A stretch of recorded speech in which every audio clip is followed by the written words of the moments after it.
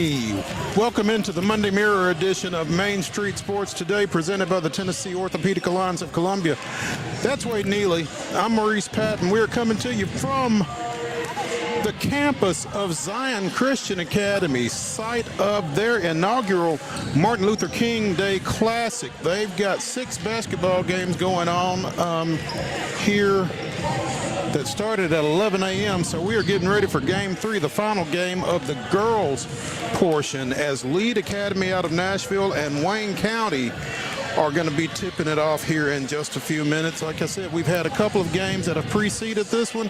We'll have 3 boys games after this, and we hope to speak to girls coach Weston Ford at some point over the next couple of hours. But nice event, man. Good event, and good to be with you, good to be with everybody. Hope everybody is staying safe, staying festive today. And staying warm. Staying warm above all else. Happy MLK Day to everybody. And it's good to be on site, and it's good to be here because there's a lot of hoops going on today, from wall-to-wall action from morning to night. It's nice to get out to events from time to time as well. So it's pretty cool to be out here again. Weston Ford, the girls coach, Deidre Pillow, the boys coach, putting this thing on. Athletics director TJ Derrick, and this staff kind enough to accommodate us for the next couple of hours as we talk local, regional, and national sports topics. In the second hour, we'll be joined by ESPN senior writer Chris Lowe. It's a football game going on tonight. Big showdown. Yeah, looking forward to talking to him about Ohio State and Notre Dame down in Atlanta for the 12-team college football playoff championship, the first of that iteration. So again, we'll be talking to Chris Lowe in the second hour. In the next segment, we will be speaking with Ann Kimmel of Penalty Box Radio. The Predators have won their last 3. I think that's something they've only done one other time this season. So going to talk to Ann and see if they can extend that to 4 tomorrow night when San Jose comes to Bridgestone Arena. Yeah, they've been playing well, and it was a spirited effort. We said you can't lose on Keith Urban bobblehead night on Saturday, and they took care of business in a big way. They took care of business in a big way. It sounds like they won the game and the fight, maybe. So that's always good. So yeah, spirited effort in a 6-2 win. We'll be talking more about that in the next segment with Ann Kimmel of Penalty Box Radio. Also talking a little PGA, a little Titans, a little NFL playoffs, some college hoops, some interesting outcomes on the hardwood this past weekend. We'll get into all of that. A little hot stove news as well from Major League Baseball off-season. Again, plenty to get into. Looking forward to doing so. Yeah, I'm pumped. We got about 25 minutes until our next game, so we're with you guys both here on the air, and I'm gonna have to go peruse around the crowd. I think there might be 1 or 2 folks that got us pulled up on their various apps on their phones as well. Nice. We like that, and we appreciate them watching in the gym. We appreciate y'all watching or listening wherever you are watching or listening from, and hope to keep you entertained and informed here again over the next couple of hours. So let's go ahead and jump into it, Wade. Let's get to this weekend's results and today's schedule on the rundown. This is the rundown. Before we hop into it, I want to remind you that each and every single Monday, our rundown is brought to you by our friends right here at Zion Christian Academy. ZCA offers a faith-based, Christ-centered education in Murray County, so give them a call today. That number is 931-388-5831, or you can visit them online at zioneagles.org and schedule an appointment today. That's Zion Christian Academy, where they are prepared for college and equipped for purpose. Friday night's girls basketball scores. Cane Ridge with a big neighborhood victory over Antioch 62-25. It was Beach with a 58-45 win over Gallatin. Blackman doubled up Riverdale and then some, 74-36. Ainsworth with a 49-43 win over Christ Presbyterian Academy. It was Franklin 60, Centennial 38 in the Battle of Mac Hatcher. If you're from Wilco, you know all about that. Cheatham County with a 55-30 in-county win over Harpeth. Springfield 31, Clarksville Northeast 27. It was Coffee County 77, Columbia Central 16. Columbia Academy with a 50-28 win over Middle Tennessee Christian. Cookeville defeated Wilson Central 77-52. Creekwood in another cross-county rivalry, defeating Dixon County 60-42. Donaldson Christian Academy 48, Clarksville Academy 38. East Nashville 2, Kip Nashville nothing. That sounds like a forfeit. Franklin County with a 57-47 win over Lawrence County. It was Franklin Road Academy 50, Battleground Academy 48. Giles County falls to Marshall County 51-48. It was Hume Fogg 63, Glencliff 17. Good Pasture defeats Friendship Christian 72-34. Green Hill with a 56-39 win against Mount Juliet. Cornersville 57, Hampshire 28. Henry County with a 62-30 win over West Creek. It was McEwen downing Houston County 84-56. Huntland with a 46-41 win over Eagleville. Independence defeated Summit 51-42. Coverage in Main Street Murray or on mainstreetmurray.com. Joe Burns with a 34-26 win over Knowledge Academies. It was Hillsborough 61, Overton 43. Clarksville Northwest defeated Kenwood 47-38. Lawson with a 10-point win over Maplewood 41-31. Lebanon defeated Laverne 61-25. Spring Hill falls to Lincoln County. Spring Hill falls to Lincoln County 59-20. It was Lipscomb Academy 46, Brentwood Academy 22, and Loretto with a big 78-14 win over Battle Creek. Big win for the Lady Mustangs. Other scores coming in from Friday in ladies action. Macon County 58, Station Camp 36. Valor Collegiate with a 57-21 win versus MLK. It was McGavock 62, Hunters Lane 15. East Robertson picking up a 74-49 win versus Merrill Hyde. Hollow Rock Brewster wins a slugfest versus Montgomery Central 27-17. Summertown 80, Mount Pleasant 14. It was Ezel Harding, a 10-point winner 50-40 versus Nashville Christian. Page turning back Nolensville 73-45. Oakland on top of Siegel 57-23. Fonda Ryan squeaking out a low-scoring win versus Pope John Paul II. 30-23 was your final. Portland on top of Hendersonville 38-32. Providence Christian all over Grace Christian Franklin 62-13. It was Brentwood on top of Ravenwood 63-34.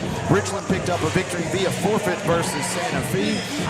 2-0 your official score there. Rossview with a 48-27 win versus Kirkwood. Stratford 64, Stem Academy 23. Stewart's Creek on top of Smyrna 50-27. Sycamore 54, Pearl Cone 41. Trousdale County was a 4-point winner 50-46 versus White House Heritage. Tullahoma slipping by Murfreesboro Central Magnet in district play 45-30.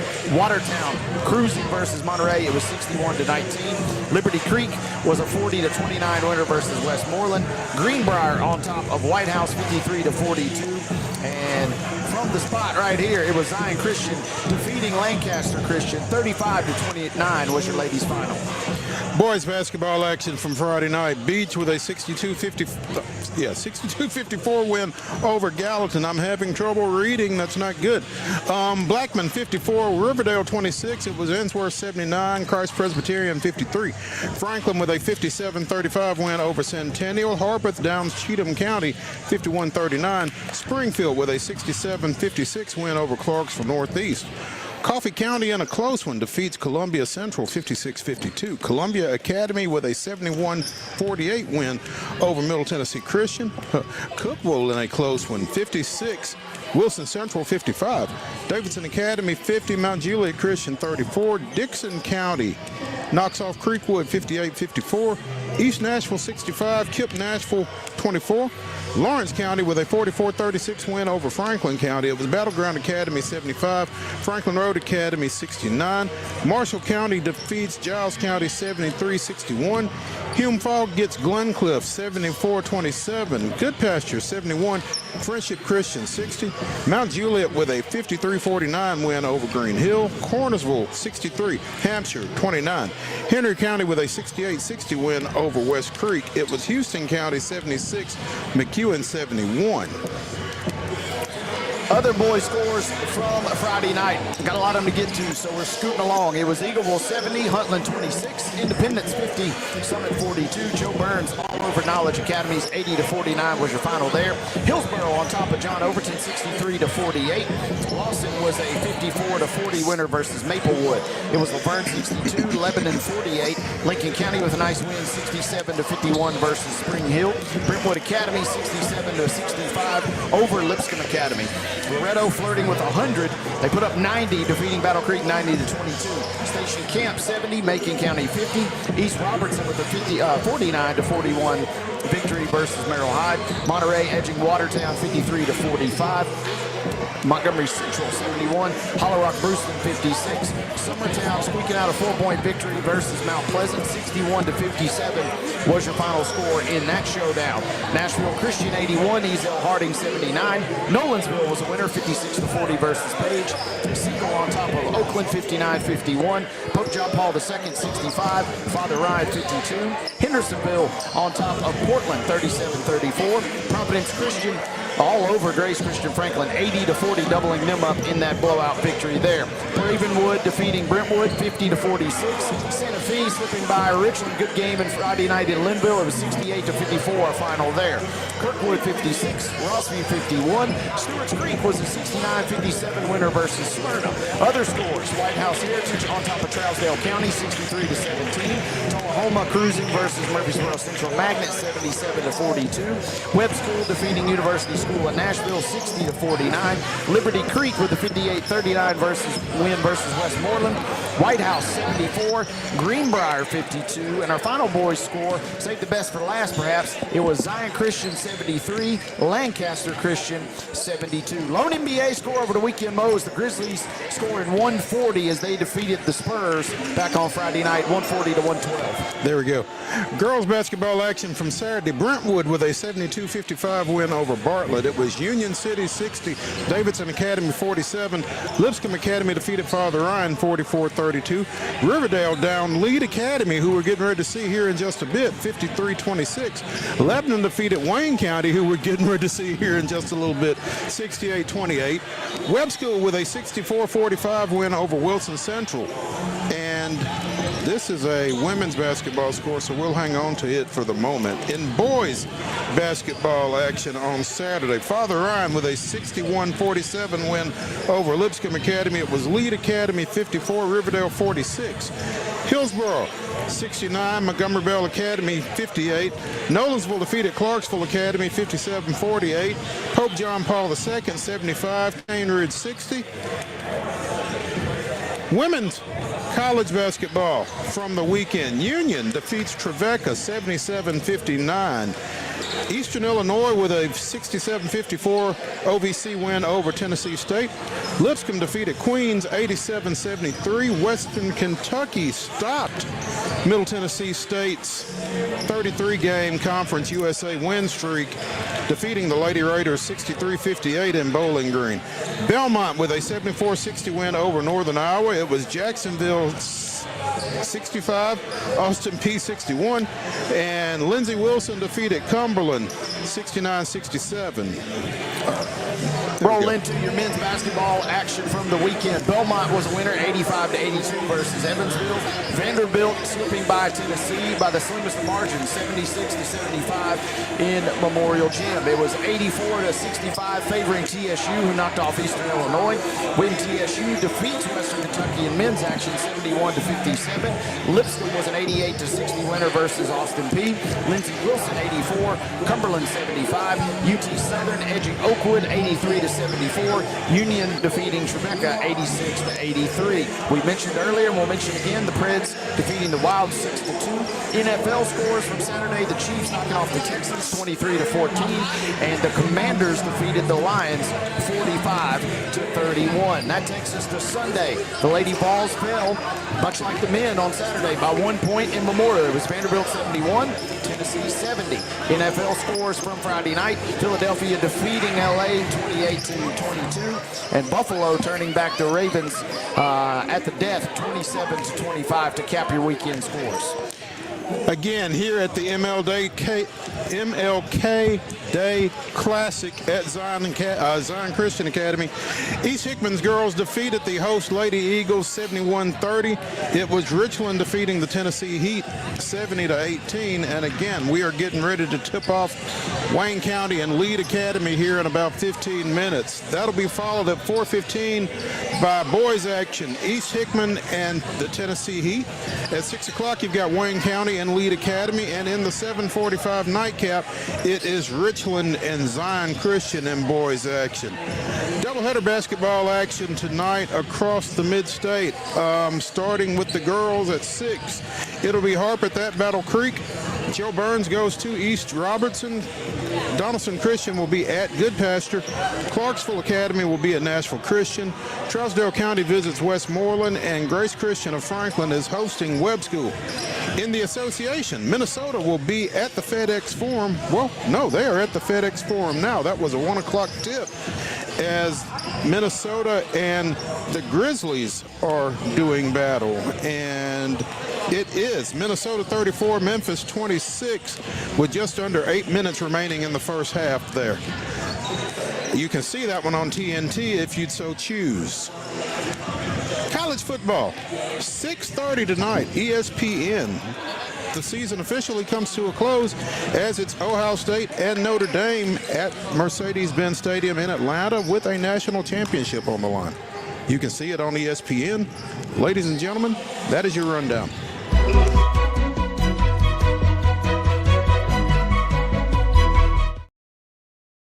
Your top story brought to you, as always, by the fine folks at Piggly Wiggly in Neely's Mill here in Columbia. Be sure and check out their delicious daily deli lunch options, available from 11 a.m. until 6 p.m. Also, their hand-cut meats, and everything's cost plus 10% at the cash register. Piggly Wiggly, Neely's Mill, Columbia, bringing you our top story. Yeah, we talked Friday about former Brentwood Academy golfer, three-time TSSAA Division II state champion golfer Blades Brown, shooting a 72 in the opening round at the American Express out at La Quinta in California. And we made the comment that he was going to have to really get hot to make the cut. Well, good news, bad news. He got hot. He shot an 8 under 64 in the second round. Bad news, it's a 54-hole cut at the American Express. And he fell back in the third round. Did not make the cut. Went 72, 64, 74 for the 3 rounds.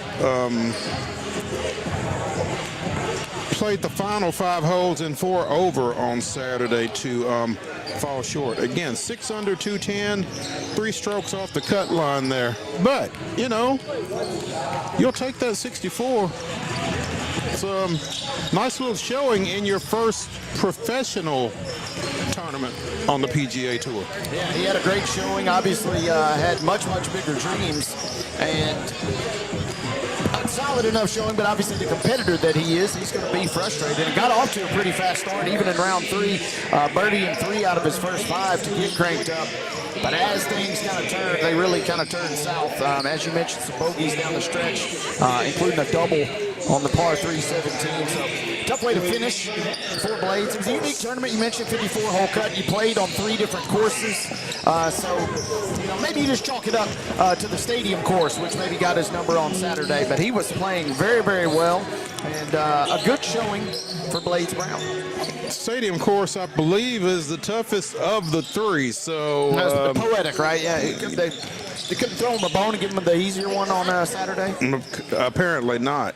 But yeah, Saturday got off to a great start. 3 birdies in his first 5 before kind of slowing down there a little bit. He's playing today in the Farmers Insurance Open qualifier, so we'll keep an eye on that. And obviously, we want to wish him luck. Oh, by the way, Rhonda Brown was not at the Summit Independence game on Friday night. Had family priorities. Yeah. Family first. And we know, that is somewhat of her family, but the immediate family's got to come first, so it's understandable. Oh, absolutely. I don't think anybody is upset with her making that move there. Talked to Bree Jackson briefly after the game and asked her, have you heard how Blades did today? It's like, no, hadn't had a chance to check in with her yet, but we will. So we'll be keeping an eye on Blades for obvious reasons. It was fun on Saturday too, Mo. You don't get a chance to bet on a 17-year-old very often, so I had to indulge. I bet on Blades just to finish in the top 20, and halfway through Saturday, I'm kicking myself saying I should have went top 10 before he kind of falters. He was right there in the thick of things. We mentioned Snedeker and Blades representing the Nashville area. Sneds does make the cut, finishing at 51st. Lee Hodges had a decent little showing. Not that great, but not necessarily that bad. He finished tied for 34th. So the southern Middle Tennessee area was represented well. It was a good way to kind of kick things off for Blades. I would have liked a little extra coin, but, I ain't going to hold it against him. He is 17 after all. Yeah, you can bet on him before he can bet, huh? Right. That's crazy. Let's take a break here on Main Street Sports Today, presented by the Tennessee Orthopedic Alliance of Columbia. When we return, we will be chatting with Ann Kimmel of Penalty Box Radio, talking a little Nashville Predators. Stay tuned.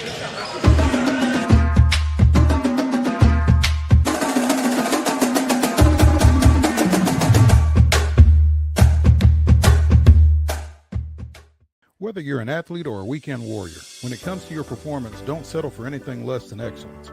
We're proud to announce that Mid-Tennessee Bone and Joint Clinic is now Tennessee Orthopedic Alliance of Columbia, where we are redefining sports medicine and orthopedics. Tennessee Orthopedic Alliance's team of expert sports medicine physicians understands the unique demands of your body. TOA Columbia specializes in personalized orthopedic care, offering state-of-the-art treatments for everything from sports injuries to joint replacements. Learn more at toacolumbia.com. Step into the Lionel retail store at Opry Mills, Nashville, and you'll be captivated by all the magic of the 123-year history of Lionel trains. Whether you're already a train enthusiast or just getting started, Lionel will energize your love for trains. NASCAR fan? Come check out your local Lionel station to learn all there is to know about model trains and die-cast NASCAR collectibles. Visit nashville.lionel.com or call 615-455-9399. Custom Stone Handler supplies over 600 distributors and suppliers with quality stone products. Along with River Stone, we produce and distribute over 100 building, landscape, and other bulk products. Our goal is to provide quality products, service, and partnerships to ensure our customers' success. We firmly believe that the measure of any person or company is how they treat other people and customers. Give them a call at 931-490-4990 or visit CustomStonehandlers.com.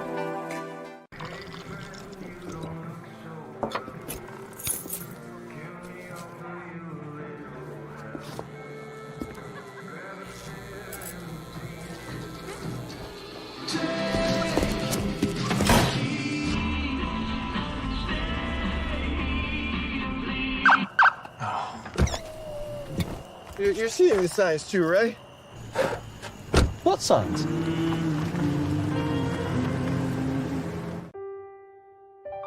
This holiday season, the largest lantern festival in the country returns to Nashville Zoo. Experience more than 1,000 all-new, handcrafted lanterns, towering creatures, magical worlds, and a North Pole village. At the center of it all, the Smashville Ice Rink. Welcome back to Zoolumination at Nashville Zoo. Bigger, brighter, and better than ever.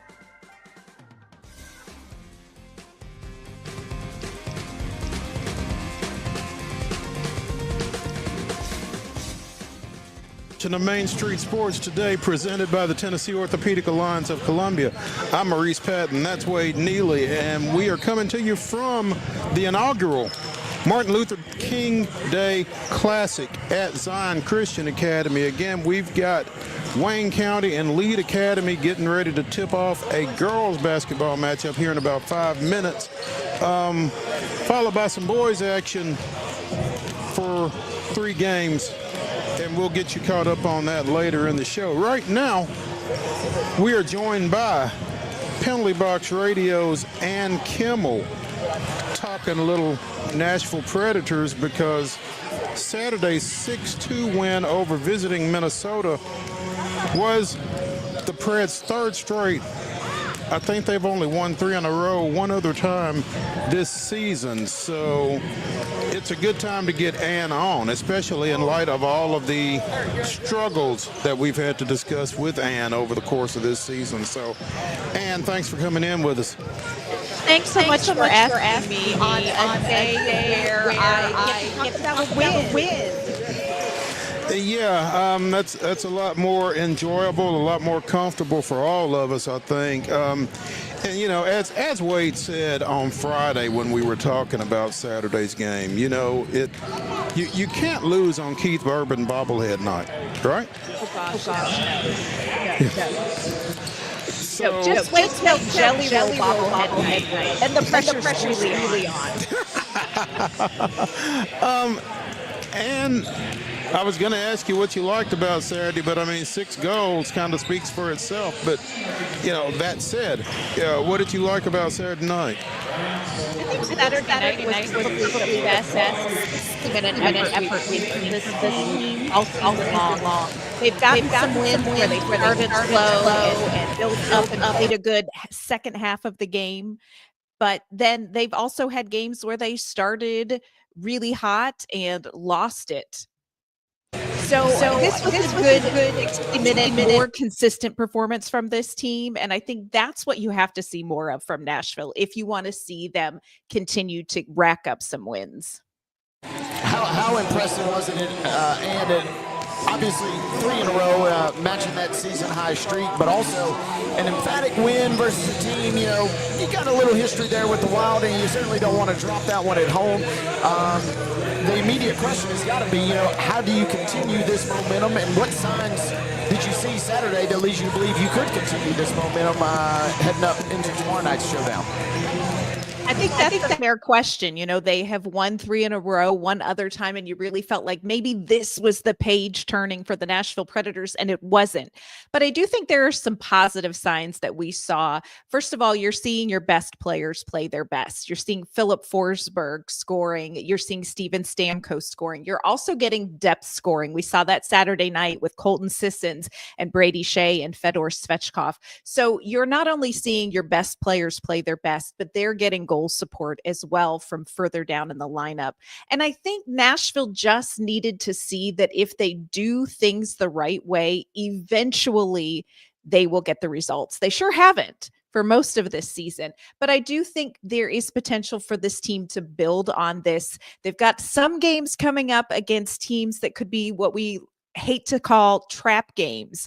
You've got San Jose, 2 games coming up here, and the Anaheim Ducks, not necessarily the best teams in the league, but Nashville really still needs to play at a high level if they want to be competitive against those teams. To your point, and you can't really overlook anybody, even a team like San Jose or Anaheim, perhaps. But I've always kind of thought this or believed this. The talent is there on the roster. And at first, you know, it seemed like they just they're struggling to gel, or they're catching some bad luck here and there. And then we kind of hit this lull where it felt like maybe everybody's looking around in the locker room and doubting, or leadership is kind of getting challenged. So I think, I guess my takeover is it feels like the talent is there, and maybe you just start stringing a few wins. Maybe not obviously to the degree we saw last season, but it feels like this team is certainly capable of a little run, especially versus somewhat inferior competition. Yeah, I absolutely agree with you. I think that you feel like now maybe they have some confidence. Barry Trotz always says you can't hand a player confidence, but results build confidence. And I think you're going to see that with this team getting some confidence going into this. The other thing that's a little bit interesting is that Nashville has one of the easiest schedules going forward. So there is an opportunity for them to continue to build confidence. You know, we heard from Jonathan Marchessault much earlier in the season that the locker room really felt fragile when they were working really hard and not getting results. Well, now they're working really hard and they are seeing results. And if they can maybe build on that, maybe there's a chance for a run. Now, a run's going to have to be pretty impressive because as it stands right now, the Predators have less than 4% chance to make the postseason. But you go back to that movie quote. So you're saying there's a chance. And Kimmel of Penalty Box Radio joining us here on Main Street Sports today, presented by the Tennessee Orthopedic Alliance, as we are getting ready for starting lineups here between Wayne County and Lead Academy in the MLK Day Classic at Zion Christian Academy. And you mentioned the schedule maybe getting a little bit easier, and there are those that would say, famous last words maybe. But again, you've got San Jose coming in tomorrow night. You go to San Jose on Thursday night. How does that happen, first of all? That is somebody who maybe needed to take a day off before working the schedule, because to have a home and away is not uncommon. To have a home and away, all the way across the country, that's something. And San Jose is actually playing right now in Boston. So tomorrow night will be their second game of a back-to-back. They're going to fly home. Nashville's going to follow them, and then they're going to play in San Jose. So it maybe not our, top tier scheduling moment there for Nashville Predators, but those are games that are really winnable. San Jose is definitely a tricky team. They've got a lot of youth. They've got a lot of spunk, and they kind of play with a little bit of swagger. They also have Yaroslav Askarov. Now, he's in net today with Boston, so if we see him, it will likely be on Thursday's game in San Jose. But I think that's a storyline that a lot of Nashville Predators fans are going to want to keep their eye on. I would guarantee he would really want to play here tomorrow night, though. Yes. I would agree with you. He would have loved the chance to play in Bridgestone Arena in a San Jose Sharks uniform.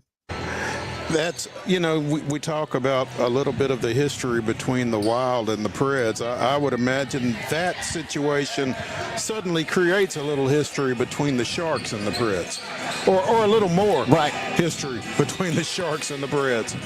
Yes. And it's going to be one of those storylines that's going to simmer for seasons, because Nashville Predators fans are going to want to see what somebody like Justus Ananen comes in and does. And how does UC Saros play for the next 3, 4, 5 seasons? Was that the right move by Barry Trotz? Yaroslav Askarov is just going to be out in San Jose wanting to make Nashville regret their life choices. So I think that's a storyline that's going to simmer for seasons. And it feels like he is the type guy that is going to keep it going. It feels like, he feels just petty enough that's going to be something that kind of sticks in his craw, it feels like. I will say, such a delightful person, but you are 100% right. Yaroslav Askarov will not forget that the Nashville Predators chose UC Saros over him in his mind, and it is going to be his career mission to make them regret that. He's got one goal, and that's stop Nashville at all costs. At all costs. And individually, you mentioned some of the depth scoring on Saturday. Individually, maybe in your mind, who else had a big game that either needed one or maybe you didn't kind of expect in your mind? Yeah, it was really great, like I said, to see Colton Sissons score. He's been somebody who has really struggled with being snake bit, and he's such an important part of this Predators team, not just for goal scoring, but because he is a player that can move up and down the lineup and play a number of roles. So it's great to see him get some success. Also wanted to shout out Adam Wilsby, a defenseman who returned to the lineup. He'd been out with injury, came back in, looks like he has not missed a beat. I think Nashville has found that they have a lot more NHL caliber depth at defenseman with a player like Adam Wilsby, another player, Nick Blankenberg, who have really come up to the NHL level and shown Nashville that they have a really robust defensive pipeline going right now. And that may come into effect at the trade deadline. And we talked about Askarov and, the level of motivation that he has for playing the Preds. Feels like the Preds kind of have that motivation with the Wild, with John Hines behind the bench and that kind of thing. How much of a factor do you feel like the history between those two teams was on Saturday night? I think Saturday night was almost all about backstory. I think you have the Central Division rivalry. I think you have the John Hines factor. Of course, this particular game, a lot of the backstory and storyline all week long was about Marcus Foligno, the Wild assistant captain, talking about needing to teach Zachary Leroux a lesson because Leroux had injured their captain in the previous game. And so that kind of became the story. And I think sometimes the narrative that is meant to motivate you can become the narrative that distracts you. And I wonder if that's what happened with Minnesota. Nashville, of course, knew what was coming. They talked about it, but they were very focused on hockey. And I think that's what you saw in those 60 minutes from Nashville. They knew that they were going to have to stand up for Zach LaRue. They also knew that they needed to win this game. And I think they did a really great job of keeping the focus on the ice and dealing with the narrative behind the scenes as well. 7 minutes, 3 fights. They were not shy about dropping the gloves. Yakov Trenin and LaRue got into it. Foligno and Luke Shen. Ryan Hartman and Mark Jankowski. I mean, the penalty box door just stayed open early, huh? It did. You really were challenged about what is the capacity in the penalty box, especially with a player like Luke Shen in there. How many can you fit? Fortunately, after 3 fights in 7 minutes, they moved on and played some hockey. And again, Nashville did a great job playing some really consistent hockey through that game. Yeah, you start dropping that many gloves, like you said, to run out of real estate, and it kind of, it's like a clown car almost with everybody in there. But to your point, and I mean, kind of a tone setter, and we saw March or so, go for a little song and dance a couple nights ago too. So I mean, it seems like the motivation factor is there for the Preds. Maybe you could argue it came a little too late, or maybe they just haven't got things together a little too late. But it's certainly not for a lack of trying right now with these guys. I would agree with that. I think you are seeing this locker room come together. I think this whole situation with Zach LaRue really solidified that this team is playing as a unit. They're supporting each other as a unit. And I think you brought in some really big name new talent, and you sort of have to sift through roles. I don't feel like there was any locker room drama with the additions. I just think it was they had to figure out and settle how the team was going to operate together. And you're seeing that happen now. And I think that is a part of the success that Nashville could find going forward. The Predators certainly not shy about bringing the fight, literally as well as figuratively here, as they get things kind of headed in the right direction, it feels like. And maybe it's just going to take that level of intensity for them to get over the hump, Ann.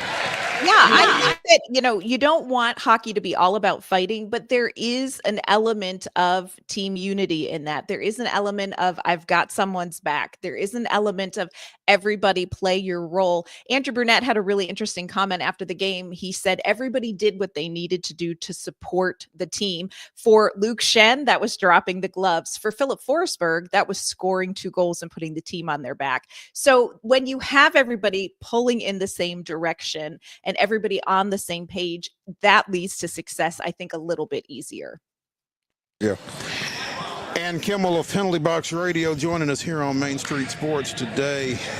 And we appreciate you taking some time with us, and hoping we can get you back on soon after another Preds victory. Let's hope so. Nice, no doubt. And we appreciate it. Stay warm. Yeah, have a great day, gentlemen. All righty. Yeah.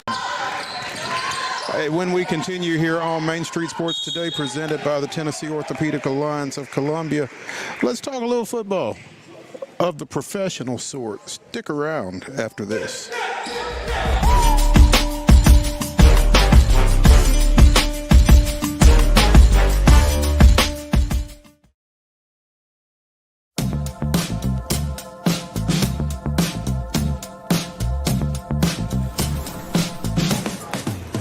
You wanna be a bad man? Yes, you do. Do you wanna taste sweet salvation underneath the summer moon? Do you need another hand now? Yes, you do. Go see Miss Josie down on Columbus Avenue. All right, Columbus Avenue. At Delta Dental of Tennessee, we know our success begins and ends with providing superior quality service, and that includes serving those who need it most. This year, we're celebrating 25 years of giving back to the community we call home. Delta Dental, along with our Smile 180 Foundation, supports Tennessee's dental colleges and oral health education, children's hospitals, free and reduced cost dental clinics, and other like-minded charities. Here's to the next 25 plus years of ensuring healthy smiles.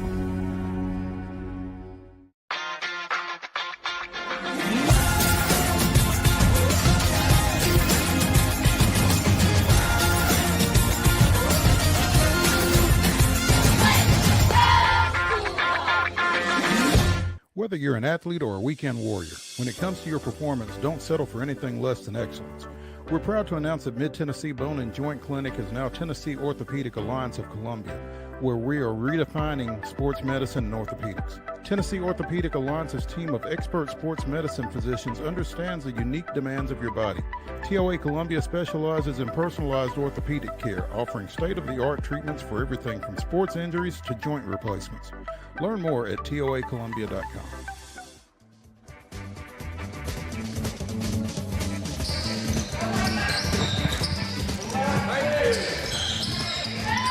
The Monday Mirror continues here on Main Street Sports Today, presented by the Tennessee Orthopedic Alliance of Columbia. I'm Maurice Patton. That's Wade Neely, and we are coming down on 3 minutes remaining in the first quarter of Wayne County and Lead Academy. Wayne County ranked number 2 in Class 1A in the initial Tennessee Sports Writers Association's Class 1A statewide poll. They lead Academy 16-0 here again, right at the 3-minute mark of the first quarter. Taking care of business early. And, you know, kind of following a theme. Again, East Hickman defeated the host Zion Christian Lady Eagles 71-30 in game 1. It was Richland 70 and the Tennessee Heat 18 in game 2. And this one kind of seems to be going in a similar direction. So, you know, we're going to try to get Weston Ford here at some point during the show. But the one thing that he said to me when we talked about this initial slate is, you know, this is our first year. Mm-hmm. We want to try to create some more competitive matchups as we go, but we wanted to get the event going first of all, and that's kind of what's happening here. They've got 6 games. Again, they've got 3 more boys games after this one, but they've been pretty one-sided to this point.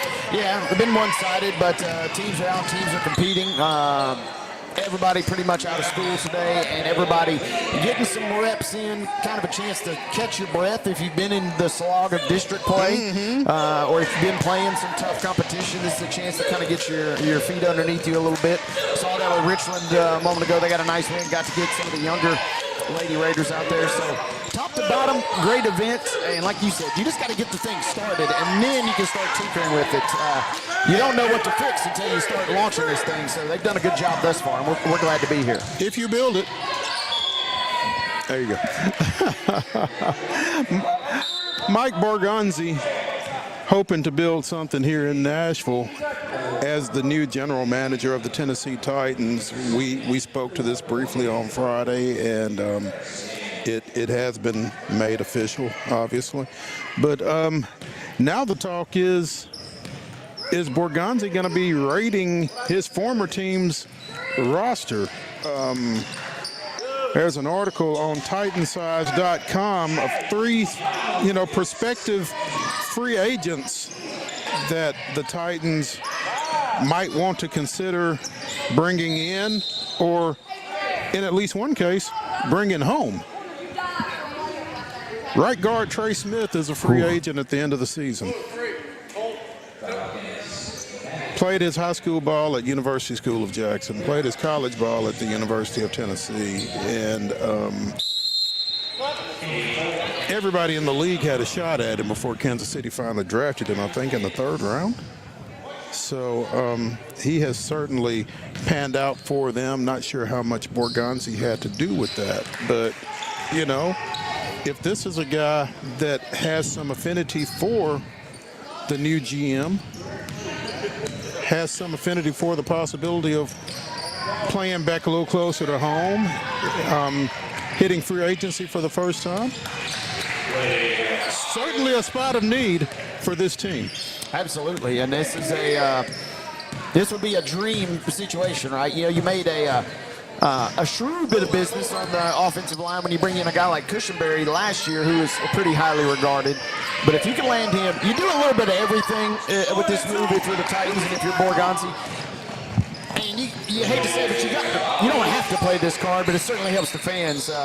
You get to bring the guy home, and we know that Vols Twitter will go after anybody, and if you don't pick their guy or you don't go after their guy, they get a little irritated, despite the fact it's a totally separate entity. But that being said, this would be a twofold. It'd be a great outward-facing measure, but it certainly would improve your offensive line. And you got a ton of cap space, as we've talked about. The Titans have roughly $50 million of space. That's right around 10th in the league at the moment. So, I mean, this is a chance for them to kind of make a splash yet again and to try and shore up what was a really bad team last year. Well, I mean, if you bring in Trey Smith, to your point, it's not a charity case. Right. This guy is one of the top guys in the league at his position. And the fact that he's a relatively local guy doesn't hurt. Now, the immediate question is, other than the money and perhaps the coming home factor, which maybe you woo and really kind of sell that piece, the question is, does this guy want to leave what is, one of the great dynasties in sports, certainly currently, right? I mean, that's the real question is, how big of a bag do you have to offer, or can you offer a big enough bag to get this guy potentially, because he would be a key target? Without question. I mean, it's not like the Titans will be the only team that says, hey, we wouldn't mind it if you came and played for us. So they'll have their work cut out for them, but it would seem that they would have a couple of little insider pieces that might make it a little easier to attract him than for some other teams. But also linebacker Nick Bolton and edge rusher, come on, scroll bar, Charles Omenihu? Mm-hmm. There we go. Both could be potential guys that they might like to take a look at.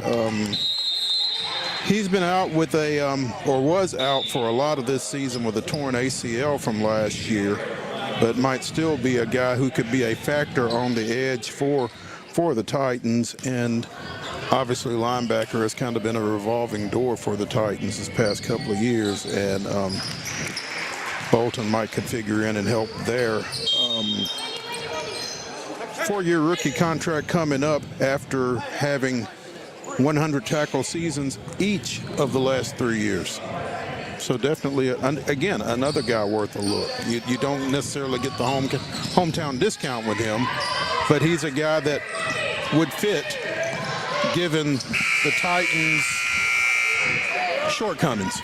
Yes, and this is the Titans are in a spot. We've talked so much in the last 2 weeks, and we certainly are hearing a lot out of it with Washington. When you can land a great player, especially a rookie, on a rookie deal, that sets you up to do so many other things. But we also have talked a lot lately about the situation the Cowboys are in. You kind of can't fall in love, and you kind of can't really build an entire team just through free agency. You kind of got to have a little bit of a hybrid, unless you're the Rams, who kind of somehow magically pulled that off a couple of years ago with their Super Bowl. But you kind of need to have that beautiful blend. See, it'd be nice to, be linked with these epic free agents that are potentially going to be out there. Yeah, it'd be nice to sign, the best wide receivers, the best running backs, et cetera, et cetera. But if you can find that sweet spot and draft well, now you're talking. Yeah. So we will see what kind of impact Borgonzi can have with some of his former players, among others, as he transitions into his new role as general manager of the Titans, replacing Ryan Carthon. And again, say what you will about that position being vacated, but they got their guy in 10 days. Got the guy they wanted, and depending on how you look at that, that could be really impressive for the Titans, because it seemed all but assured they were going to land somebody from the Packers or somebody with a real close connection to Chad Brinker. Mm-hmm. So I don't know how that situation played out. I don't know if it was a moment of clarity. I don't know if it was someone else interjecting. But it seemed like a little nice moment of objectivity in a sense from the Titans. And you always win the PR battle when you can bring in a guy from a franchise like the Chiefs. A moment of objectivity for a franchise that has not always necessarily exercised such. So, again, kudos to whoever made that decision. Amy Adams Strunk, Chad Brinker, whoever it was. I mean, we don't know how successful it's going to be, obviously, because we thought Rand Carthon was a good move, and I'm still not convinced it wasn't, by the way. But it feels like a solid hire. Feels like a good hire. Like I said, the fact is, if you'd have hired somebody else, the fact you went with a guy from the Chiefs who are still playing and who are the gold standard, you buy yourself a year or two. Even if it doesn't turn out well, you're still going to get a year or two to ride that leg. Part of a dynamic franchise, a dynasty. So, I mean, it's a win-win on multiple fronts. Like you said, we're not going to really know, maybe not even 2 or 3 years. This is a roll. We're still talking about some of the after effects of the John Robinson era with this current Titans team. These are lingering moves down the road. But at the same time, him having been in the Chiefs organization from their struggles, having been a part of the come up for the Chiefs, really kind of buys you some time with this hire as well, I think. So, interesting weekend, Wade. The officials catching hell for Kansas City's 23-14 win over Houston. Detroit catching hell for their 45-31 loss at home as the number 1 seed to the Commanders. And Lamar catching hell for Baltimore's 27-25 loss. He's not the one catching it. It's the guy that didn't catch it. Well, but you know what, though? We've said a million times on this show, it's a quarterback-driven league. It's a quarterback-driven sport. And a lot of people, rightfully or not, are kind of laying a lot of the blame for this at the feet of number 8, Chris Sims, who I really don't have anything for anyway, but says that more of the blame on that 2-point conversion pass that Mark Andrews did not catch should be placed on Lamar Jackson than is. The only thing I will say on that is, and you tweeted about this last night, you do have the option to run the ball, and we talked all year long about the beauty of bringing in Derrick Henry is that you would never have to worry about what they would do in a critical situation. We've seen them abandon the run game year after year in the playoffs and struggle with their offensive issues, and they kind of abandoned it. And Lamar, he has just that little bit of a pump fake. That's what sets Andrews kind of back on his feet. Sure, I buy that just a tiny bit, but to really give it to Lamar, the turnovers obviously are what kills you. And the fumble, horrific situation, both for Andrews and for Jackson earlier in the game. But on that last drive, what more could you want out of Jackson to get him in position to potentially tie it up? And while it was either Andrews' fault for not catching the pass or it was Lamar's fault for not making a better throw, I just come out and I straight high school option you right there. Get Henry out, get Lamar out of the pocket, and make somebody have to make a decision who you're going to take. I mean, when you've got that personnel, I think keep it simple, stupid. There's a place for it. Right, that's the point, right? I mean, we talked all year that they would not have to worry about this situation. You run it with Henry, or you don't abandon the run. And they did that for the majority of the game. They did a good job of kind of mixing things in. But yeah, that's frustrating. Not 1 but 2 2-point conversions come up empty. And that's a team that struggled all year with 2-point conversions. They gave up 1 of 6 from the season. And man, to know that your season comes down to 2 shots essentially by the end, and you don't give it to one of your top 2 guys is tough. And tough for Andrews, who's beloved in many regards in that city prior to this, and now it feels like he needs to find a new house whether he plays there or not next year. I mean, it's tough because, as beloved as Mark Andrews is, and rightfully so, it's like people would rather blame Lamar for this than blame Andrews. Yeah, I mean, this is going to be the talking point of every show on every network across the country today is, did Lamar do enough or did he not do enough? And I mean, we're right in the middle of that combo inadvertently here because the numbers are what the numbers are, and they have not won multiple playoff games with the guy, but he played arguably a great game. What really came down to me, is simply football. They turned it over 3 times. The Bills turned it over none. The Bills had a very conservative game plan. So conservative that they almost lost the game on a night where they had 3 turnovers to the good. I mean, it was a very conservative game plan, but it worked out by ball security on their side of things. Right. Keeping it close and winning the turnover battle was just enough at home. Yeah, almost cost them. It was a great game, as good as advertised. And, Josh Allen had just enough juice, especially on the ground when they needed him, to get it done. That was an epic game, and it's tough to see one of those 2 teams lose because it feels like those are 2 of the top 3 seeds in the AFC this year. Detroit losing big at home. And somebody, a friend of mine texted me, said, I guess I just overestimated the NFC North. Goodness. Like 51-12 in the regular season, and 0-3 in the playoffs. Man, that's nuts. I mean, I don't know what happens for Detroit at this point. I mean, how much do you read into that? They were the number 1 seed. They still won 14 games, but to go out like that, it has to leave a bad taste in your mouth, and has to leave a lot of questions, I would think. Absolutely. And I mean, I was having PTSD from being in the stands when Tannehill throws the interception and the Bengals drive right down and it's the number 1 seed. There are a lot of eerie parallels, and we see what happens the next couple of seasons with the Titans. There's a thin margin in this league, and there's a narrow window, it feels like, for franchises to really make a run, truly make a run at it. And you wonder, with the questions about the coaching staff, questions about Goff potentially getting it done in big moments, there's a lot to wonder about that franchise. Man, that was agonizing. As happy as I was for the Commanders, man, it was a tough scene for the Detroit fans who have been decimated with injuries, but have really fought through it and really looked like it was going to finally all happen for them this year. You really have to feel good for the Commanders, like you said. Rookie quarterback, playing with house money, that's not been missed in a lot of corners. But this team was the number 6 seed coming into the postseason. They're 1 win away from the Super Bowl.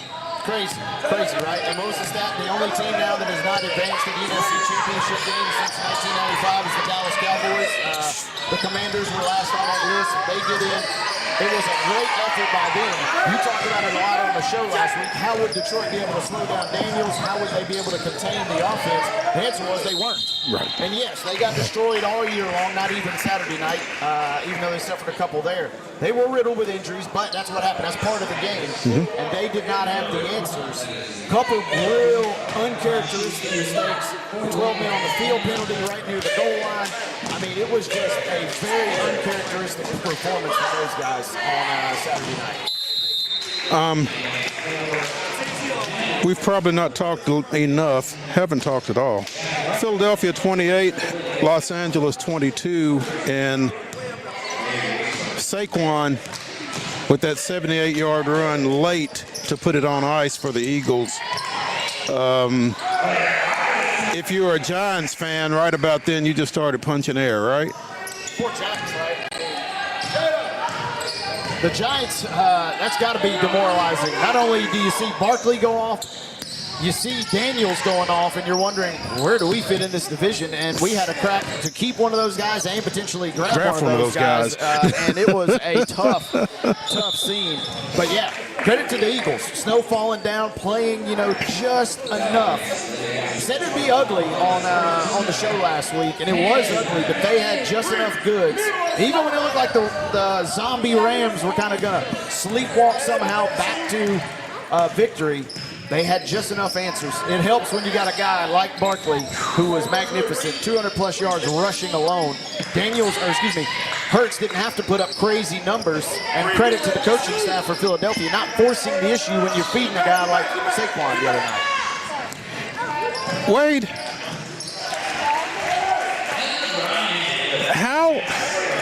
I don't mean any disrespect with the question I'm about to ask.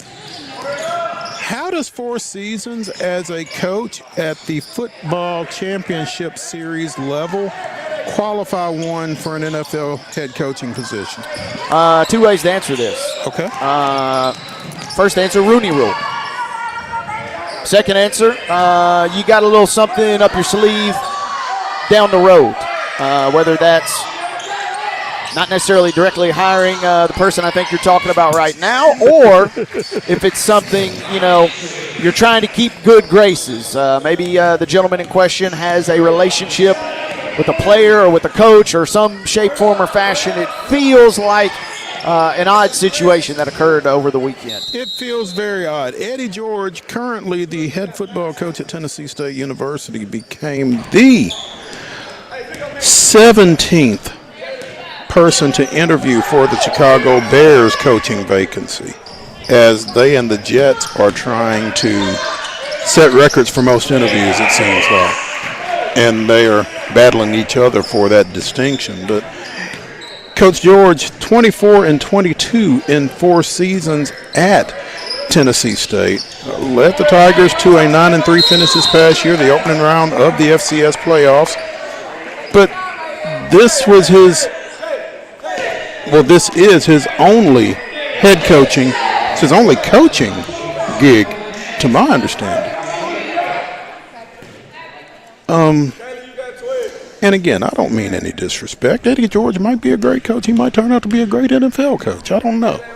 But it seems odd to me. It does seem odd, and it seems odd, especially considering that the Bears have already seemingly turned over every rock there is in terms of their coaching search. And, when this news kind of started trickling out over the weekend, it's kind of just like, all right, okay, because you've already interviewed everybody else. Sure, why not? But just kind of seemed a touch odd, and that's why I'm wondering. It either feels like a quick and kind of easy remedy for some potentially lingering. And they've interviewed so many folks, and some have been virtual, some have been in person. It's kind of hard to keep track. Feels like it either potentially was a Rooney Rule situation, or it kind of maybe almost feels like maybe Eddie's got a friend in that front office. Hey, I don't necessarily want this gig, or I don't necessarily know that I'm going to get this gig, but there might be one in a couple years that I'm interested in. And by being on that radar, even think about this, right? Obviously, even at the FBS level, we don't really know what his aspirations are. It doesn't feel like. If his aspirations are to advance to that next level of college football, already interviewing with an NFL franchise certainly feels like a good little resume bullet point to me. Yeah. Looking at this article on Pro Football Talk, the Bears have completed interviews with Bills offensive coordinator Joe Brady, Bears interim head coach Thomas Brown, former Seahawks head coach Pete Carroll. I can't read all the way through this, but again, 17 guys. We'll be here by the end of this basketball game. It's in the second quarter. Yeah, I mean, it's crazy, the number of interviews that they have done. And apparently, as I'm looking at this article on Pro Football Talk, over here to the right, Bears finalizing deal to hire Ben Johnson as their head coach. Moving swiftly, right? Well, the lines are out. Lines are out, and immediately, that's what I mentioned a moment ago, that moment, that ship's passing in the night, we see Washington ascending, playing with the ultimate house money, rolling now. Who knows what will happen this season, but it sure feels like they're on the way up going forward. And then meanwhile, the Lions have so many questions because it feels like they're not only going to lose Johnson, it also seems like Aaron Glenn is destined to be gone as well. And yes, coordinators can be kind of replaced, and Campbell seems to be the ultimate glue guy kind of holding them together. But we've heard so much about those two guys in particular and what they have meant to their teams the last couple of years. It feels like losing Johnson or Glenn, but it definitely both could be tough for the Lions, but that could be a massive end to this I'm not going to call it a charade, but a lengthy production that the Bears have put together. Yeah, say the least. Hour number 1 of the Monday Mirror edition of Main Street Sports Today, presented by the Tennessee Orthopedic Alliance, is in the books. When we come back for hour number 2 here at the MLK Day Classic at Zion Christian Academy, we'll talk a little college hoops. Stick around.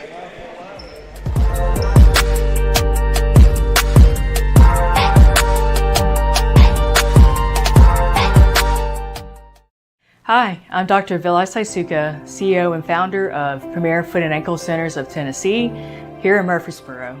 We offer foot and ankle care from ingrown toenails to diabetic foot wounds. We also fix ankle fractures and things like that. Call us today to schedule an appointment. We look forward to seeing you. Because here at Premier Foot and Ankle, we believe that the journey begins with happy feet.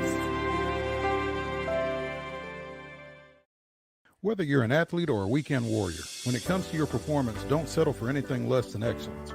We're proud to announce that Mid-Tennessee Bone and Joint Clinic is now Tennessee Orthopedic Alliance of Columbia, where we are redefining sports medicine and orthopedics. Tennessee Orthopedic Alliance's team of expert sports medicine physicians understands the unique demands of your body.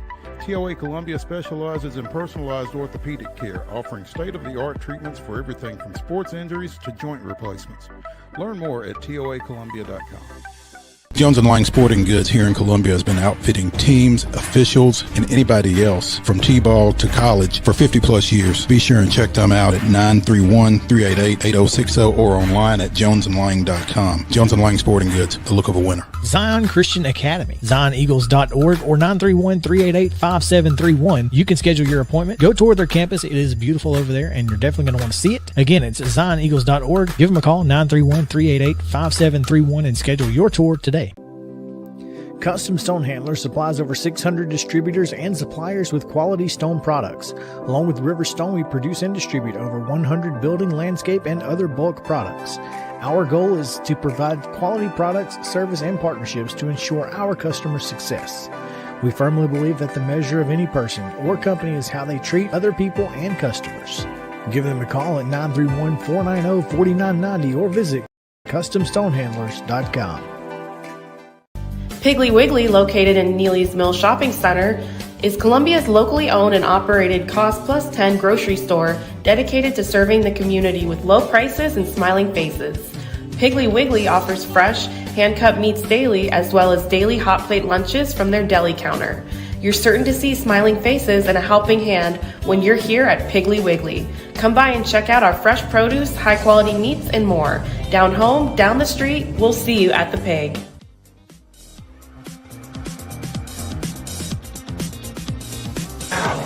Welcome back for hour two of the Monday Mirror edition of Main Street Sports Today, presented by the Tennessee Orthopedic Alliance of Columbia. We are coming to you live from the inaugural Martin Luther King Day Classic at Zion Christian Academy. That's Wade Neely. I'm Maurice Patton, and the man in the middle is Zion Christian girls basketball coach Weston Ford. This event is kind of his baby to some degree. Okay. Let's get him where we can hear him, Wade. Coach, say something. There we go. We got you. Yeah. Appreciate you taking some time, because I know when you're running a tournament that you're playing in, that's a little bit of a challenge. So I'm not sure how much downtime you have, but we appreciate you taking a minute. Yeah, no problem. I appreciate you guys having me on. Yeah, definitely been running around trying to make sure everything's running smoothly. Hopefully making an event that's not only enjoyable for the players but also enjoyable for the fans. All right, man, first question, what time did you get here this morning? Or did you spend he probably slept here. Did you spend the night last night?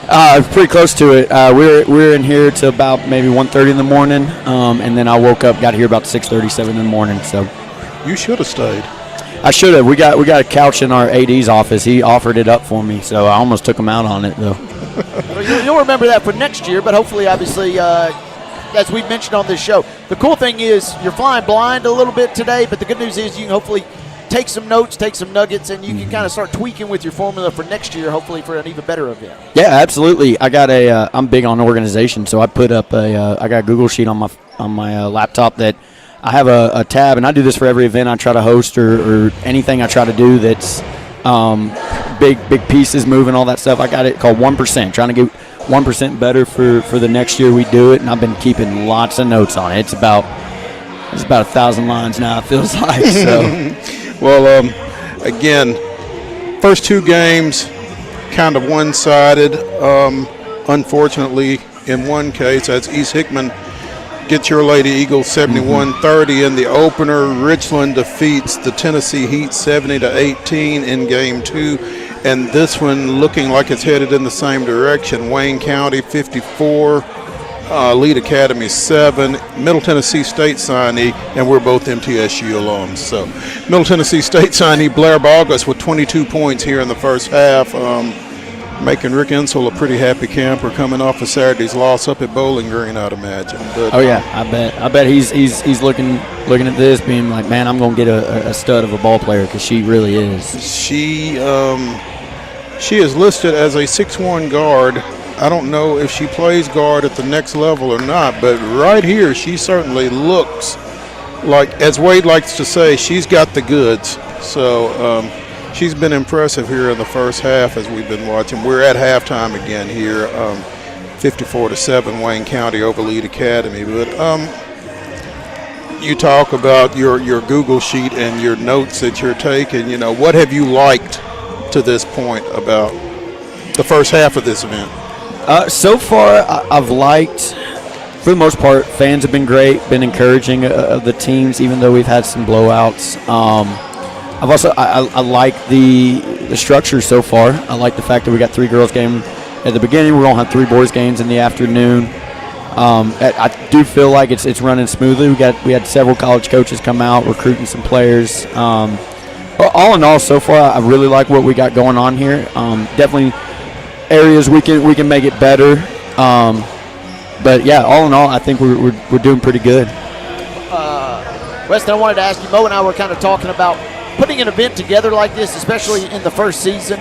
Walk us through either your thought process or how easy or how difficult it was to wrangle the squads that you have assembled here today, because it is impressive. We're seeing, some of the scores have, not been the closest early today, but we certainly got a nice mix of talent, but also some really some kids that are playing really hard today as well for everybody. Mm-hmm. As far as getting the teams out here, I'm fortunate enough to have some pretty good connections with a lot of coaches in the area. So I just reached out and said, hey, this is what we're thinking about trying to do. Trying to get some three girls or 6 girls teams in, 6 boys teams in here. So it was pretty easy finding teams to play in it. The moving pieces, as far as logistics, getting all this thing structured, all that stuff, that was difficult.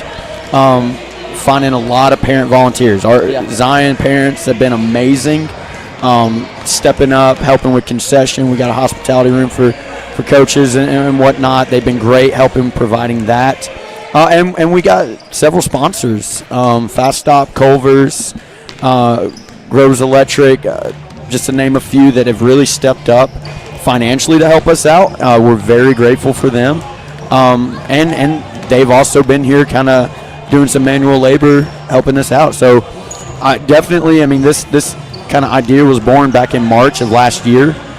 So it's been nearly a year of planning and prepping, and I will say it starting about a month out is when it got real. Stuff really needed to get put in place. But all in all, so far, I felt like it's come together really well. Following this ball game, it turns to the boys as East Hickman and the Tennessee Heat will play at approximately 4:15 in about an hour, followed by Wayne County and Lead, and then Richland and the host Zion Christian Eagles to close things out at about 7:45. So nice little slate coming up. Yeah, Lead Academy is supposed to be pretty good, pretty long, athletic team. I think there'll be a pretty good matchup against Wayne County. Wayne County is usually a really good fundamental team. They do the small things right. So I think that should be a pretty good matchup. Obviously, the kind of main event tonight being Zion's boys versus Richland's boys. Gabe Davenport being the #1 scorer in the nation should be a good game to watch between them two, because Richland's definitely a talented team that can maybe make a deep run in the postseason. So yeah, boys games should bring some better competition and a lot more excitement. And maybe pack those stands over there. I sure hope so. Great. Weston Ford, Zion Christian girls basketball coach, joining us here on Main Street Sports today, presented by the Tennessee Orthopedic Alliance of Columbia, as the inaugural Martin Luther King Day Classic here on campus continues. Weston, appreciate you taking some time with us, man. Thank you. Yeah, I appreciate it. Thank you, guys. All right, Coach. Let's continue, Wade, with some college basketball talk. You might want to chip in on this. Absolutely, actually, I'd love because to. Buckle up, Coach. Yeah, Memorial Magic, is it back? Sure feels like it feels like maybe, because the Vanderbilt men's and women's teams, in the span of about 24 hours, pulling off back-to-back one-point victories over the team that they most like to beat.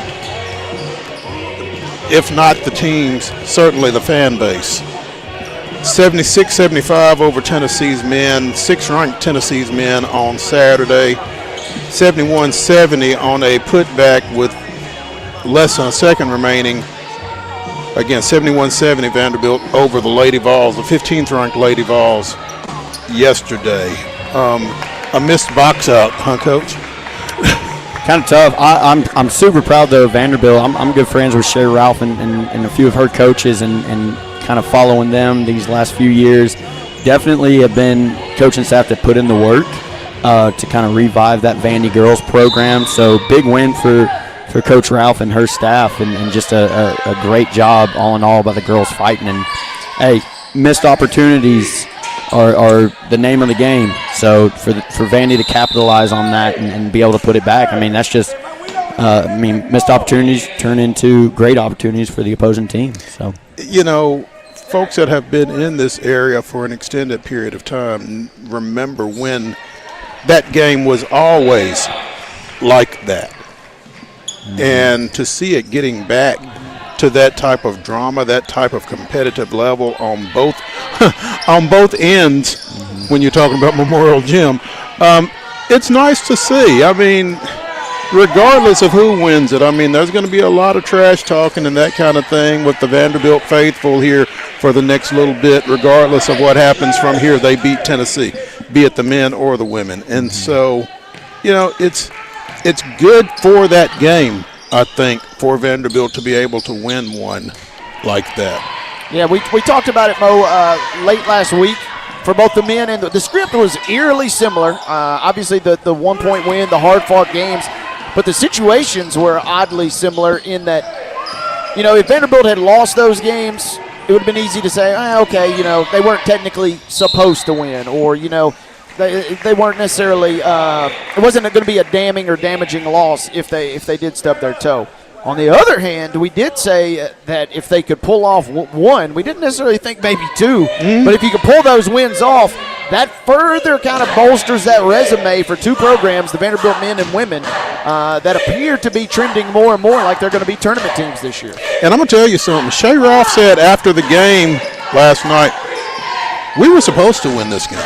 That's what you want to hear, right? If you're a Vanderbilt fan or a supporter. You know, she talks like somebody who's won a few games in her past, and as a player at UConn she has. So, I mean, she has kind of brought that feeling back to the Vanderbilt women's program that had been lacking there for a while. And, you know, they gave Tennessee problems from the very start yesterday, and Tennessee got it back where they wanted it, but they couldn't close it out. And, again, credit to Vanderbilt for all of that. Yeah, I mean, ultimately you got to have good players who are going to make good plays.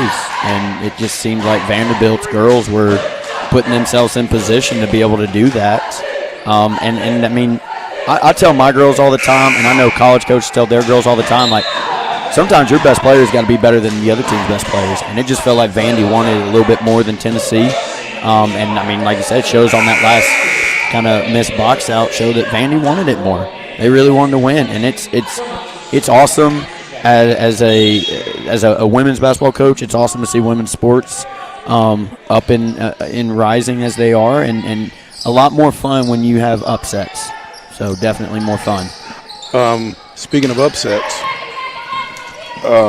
Middle goes to Bowling Green on Saturday, and in a game that nobody wearing blue likes to lose. It was Western Kentucky 63, MTSU 58 in that one. Again, Middle's first loss in their last 34 Conference USA matchups, but, you know, you feel like they're just going to start another run after that one. well, Rick does a good job of keeping his girls on track and not letting small things derail the season. So he'll definitely have them ready to go next game and like you said, make another run. And maybe at the end of it, we can hopefully see another conference championship. And I'd really like to see more NCAA wins by him. Or tournament wins. He's a great coach and all-time great in this area, and just can't wait until he becomes an all-time great in women's basketball, period. Absolutely. And with them, real quick, to that point, this is me being an optimist a little bit, but it feels like one of those you lose to your rival. It almost smells bad news, it feels like, for the rest of the conference. They got a little chip on their shoulder, it kind of feels like, going forward. MTSU and Rick has done such a great job with that program. Doesn't feel like they're going to slide too far. If anything, it feels like it's going to be a rallying cry for that team going forward, in my mind at least. You absolutely feel that way. I mean, I don't know when Middle has lost 2 in a row under Rick Ensel, or if they've lost 2 in a row under Rick Ensel. It's happened. It's not happened often. No, not at all. So we'll be keeping an eye on Thursday's matchup with Sam Houston coming in here.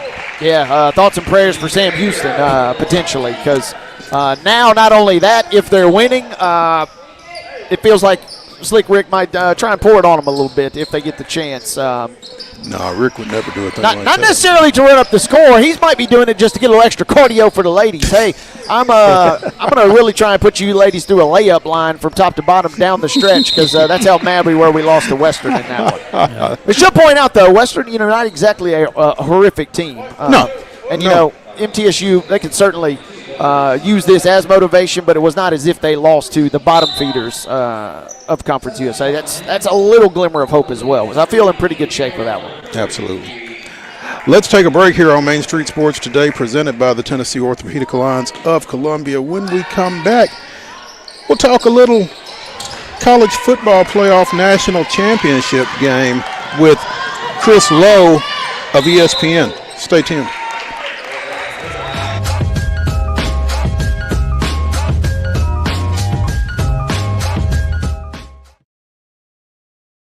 Hi, I'm Riley, a certified physician associate here at Premier Foot and Ankle Centers of Tennessee. We have a couple locations, Murfreesboro, McMinnville, as well as Franklin. We treat people of all ages. We're excited to get you back on your feet and hope we can help you today. Call us today to schedule an appointment. We look forward to seeing you. Because here at Premier Foot and Ankle, we believe that the journey begins with happy feet.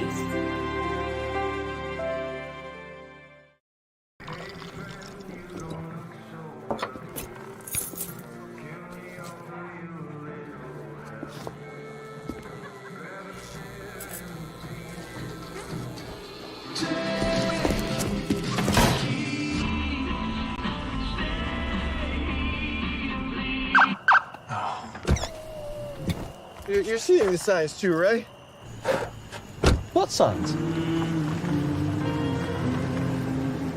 Whether you're an athlete or a weekend warrior, when it comes to your performance, don't settle for anything less than excellence. We're proud to announce that Mid-Tennessee Bone and Joint Clinic is now Tennessee Orthopedic Alliance of Columbia, where we are redefining sports medicine and orthopedics. Tennessee Orthopedic Alliance's team of expert sports medicine physicians understands the unique demands of your body. TOA Columbia specializes in personalized orthopedic care, offering state-of-the-art treatments for everything from sports injuries to joint replacements. Learn more at toacolumbia.com. Jones & Lang Sporting Goods here in Columbia has been outfitting teams, officials, and anybody else from T-ball to college for 50 plus years. Be sure and check them out at 931-388-8060 or online at jonesandlang.com. Jones & Lang Sporting Goods, the look of a winner. Zion Christian Academy, zioneagles.org or 931-388-5731. You can schedule your appointment. Go tour their campus. It is beautiful over there, and you're definitely going to want to see it. Again, it's zioneagles.org. Give them a call, 931-388-5731, and schedule your tour today. Piggly Wiggly, located in Neely's Mill Shopping Center, is Columbia's locally owned and operated Cost Plus 10 grocery store dedicated to serving the community with low prices and smiling faces. Piggly Wiggly offers fresh, hand-cut meats daily, as well as daily hot plate lunches from their deli counter. You're certain to see smiling faces and a helping hand when you're here at Piggly Wiggly. Come by and check out our fresh produce, high-quality meats, and more. Down home, down the street, we'll see you at the Pig.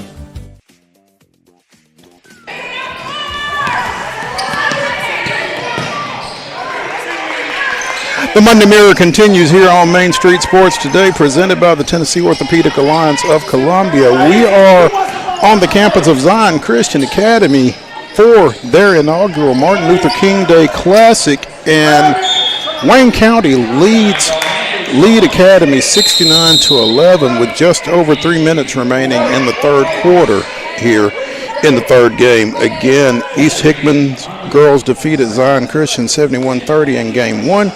Richland's girls defeated the Tennessee Heat 70-18 in game two. And this will be the final game before we get into some boys action to close this out. But right now, let's check in with ESPN senior writer Chris Lowe as we are 3 hours away from kickoff of the college football playoff national championship game between Ohio State and Notre Dame. Chris, good afternoon. Good afternoon, you guys. Good to be with you. We're hanging in there, man. Appreciate you taking some time with us. Just how do you feel like the time off has impacted, this game? Because it just feels like the buzz isn't necessarily there for a national championship game that we've seen in past years. Yeah, I don't know what you attribute that to. I mean, maybe playing the game in the SEC footprint with two Midwestern teams playing. It's sort of the opposite, Mo, of 2 years ago.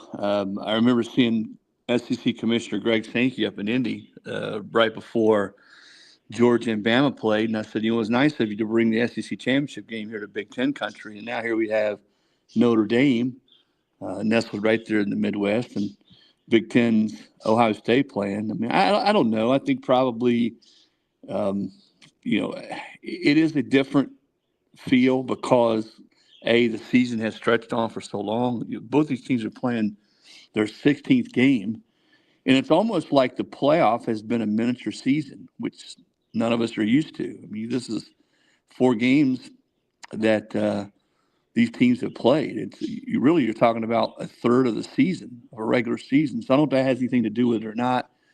But I still think that having been around Ohio State now several times in this postseason, that if they play their best game or close to their best game, and I know I sound like a broken record because I've said this now for a couple games, nobody's going to beat them. Yeah, I don't think there's any arguing that. I mean, that was kind of my thought earlier this morning when I was considering this game in this segment. If both these teams play their best game, it feels like Ohio State. I mean, just their upside seems greater than Notre Dame's upside based on what we've seen here over, like you said, this mini season. Right. And I think you've been around ball long enough to know, you look up front on defense, offense, the weapons that Ohio State has. You don't see often anymore in today's game. I think you're going to see less and less of this, where teams have as many seniors and fifth-year seniors at key spots as Ohio State has. Look at their defensive front. With Sawyer and all those guys, Simon, at linebacker. Quarterback, you got Will Howard. Obviously hasn't been Ohio State that whole time, but he's played a ton of football. And then you've got Ibuka at receiver, and on the other side you got the best freshman in college football, really one of the best receivers in college football, and Jeremiah Smith. So when you look at where you win in football up front on defense, pass rushers, electric, dynamic playmakers at the receiver spot, experience at quarterback. All those things, if you're looking at the Buckeyes, they just check all those boxes.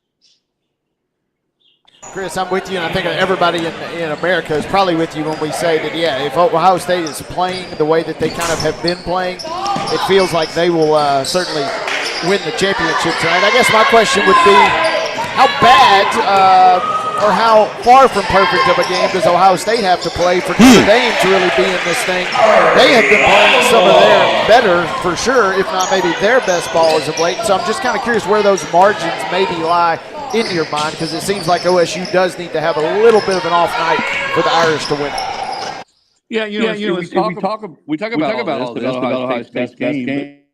I guess maybe I have a little bit of a short memory as I think about it. That Texas is inside the 5, ready to maybe tie that game. The last game, and Sawyer makes that play and turns that game around completely. So I don't know that Ohio State played their best game last time, and they still beat Texas. But that was, inside the last minutes of the game, that was anybody's game. So if Notre Dame could get this game into the second half, I think Riley Leonard has to make some big plays. His ability to run the football and keep keep Ohio State off balance a little bit.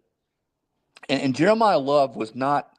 I think he was maybe 75% in the last game. He's the key offensively to me for Notre Dame.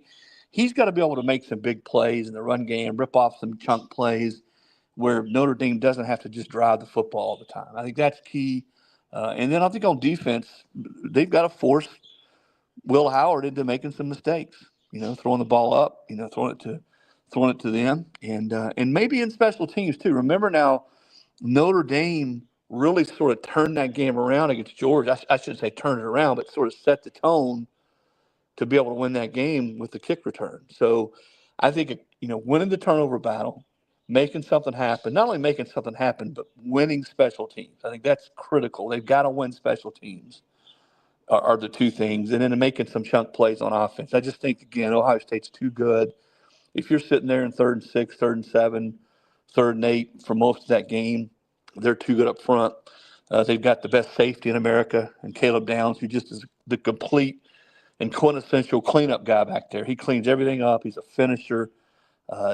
But you've got to be able to be, in some 2nd and 2s, some 3rd and 1s, and then maybe get some short fields where if you can get some big plays, going back to Love, and all of a sudden, you're on the 42 or the 40 to the 39 going in, then you're not having to drive 70 and 75 yards. So I think that's critical. I'll say this about Notre Dame, and I think it goes right back to their coach. I mean, they have really taken on the mentality and the approach of their head coach and Marcus Freeman.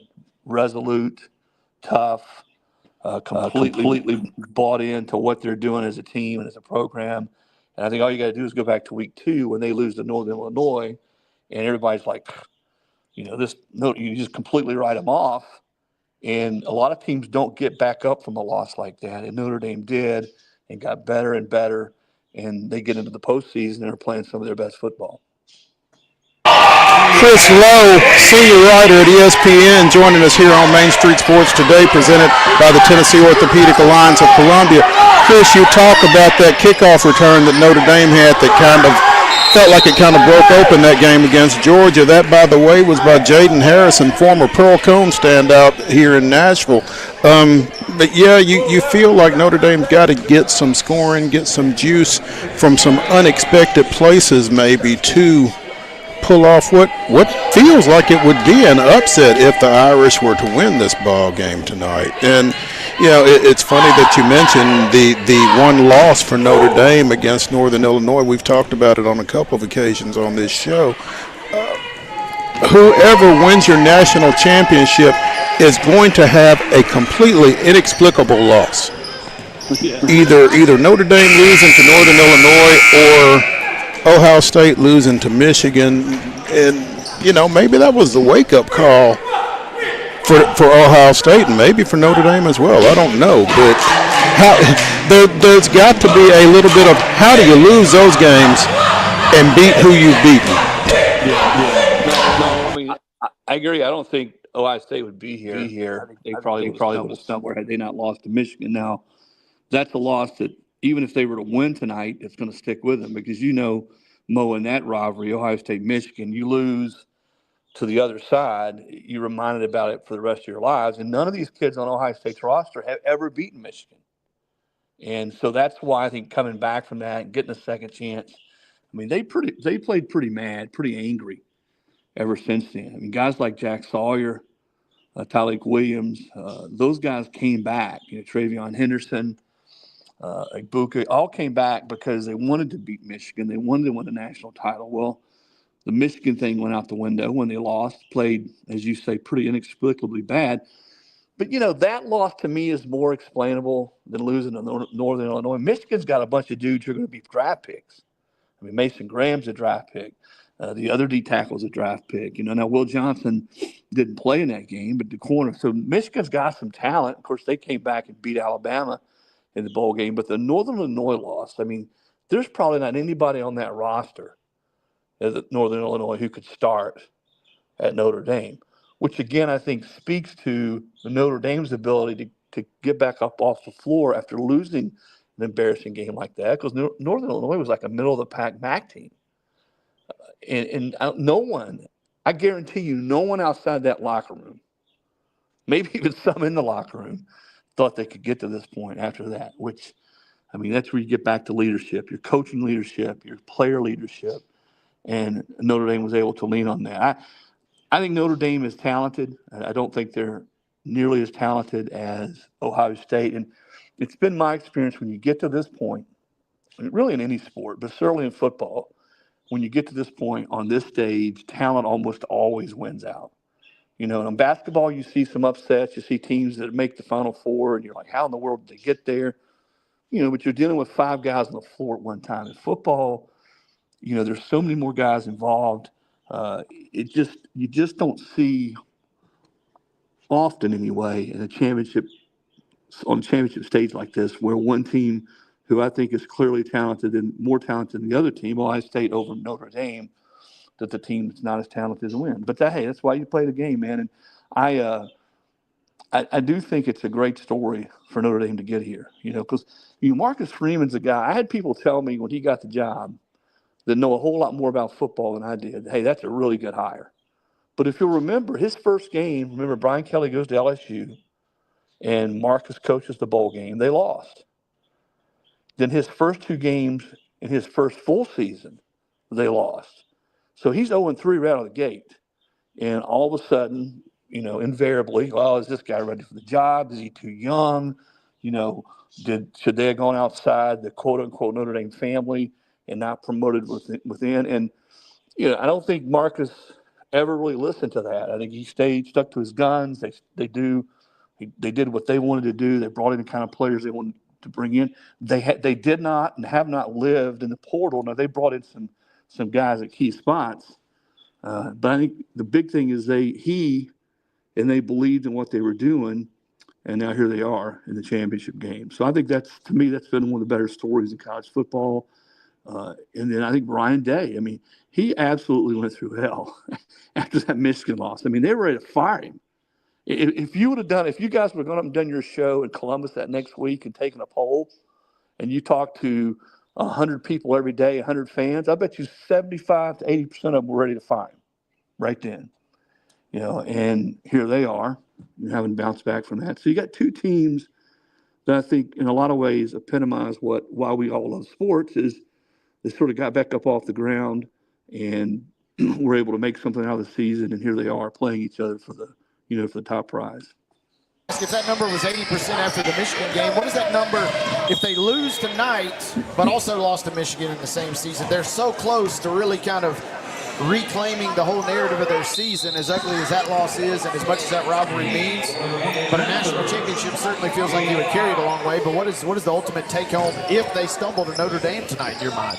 It won't be a lot for Ryan Day and the coaches on that staff and the players, because when you lose to Michigan in that rivalry, and remember, it wasn't just that they lost to Michigan. They were a 3-touchdown favorite at home.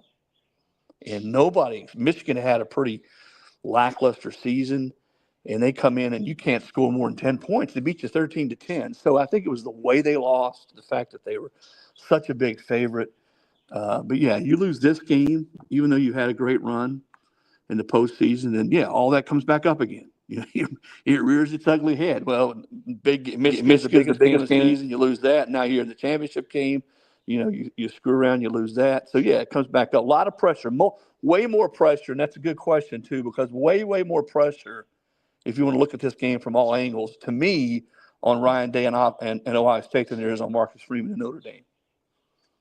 It almost feels like Marcus Freeman and Notre Dame are kind of playing with house money at this point. It feels like they're trending upward regardless of how tonight comes out. So definitely it feels like the pressure sits on the scarlet and white sideline tonight. Chris Lowe, senior writer for ESPN, joining us here on Main Street Sports Today, presented by the Tennessee Orthopedic Alliance of Columbia.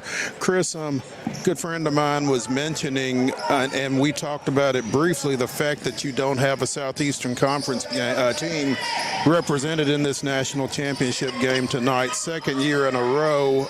But, you mentioned Caleb Downs, Quinshawn Judkins in the offensive backfield for Ohio State. And again, a friend of mine mentioned how many kids have left SEC programs that are impacting tonight's game.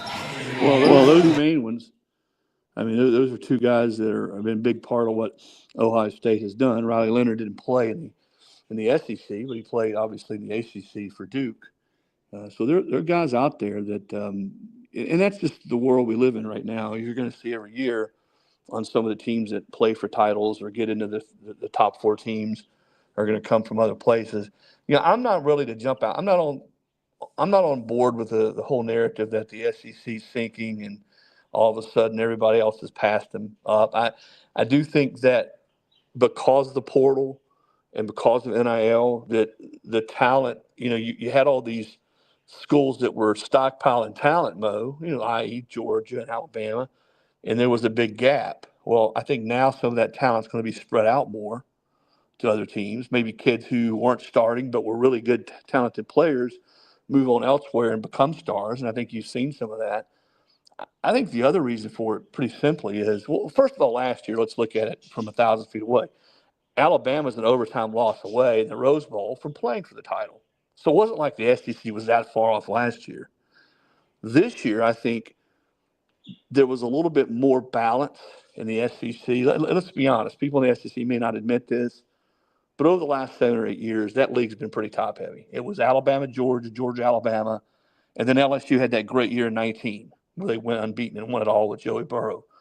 But really, if you go back all the way to 17 or 16 until this year, there's been a pretty big gap between the top couple teams and everybody else. It wasn't like that this year.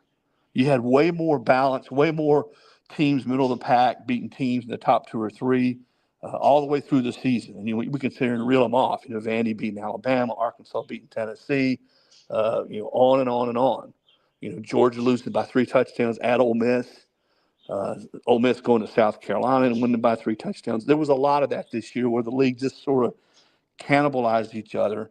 You had more teams with 3 or more losses.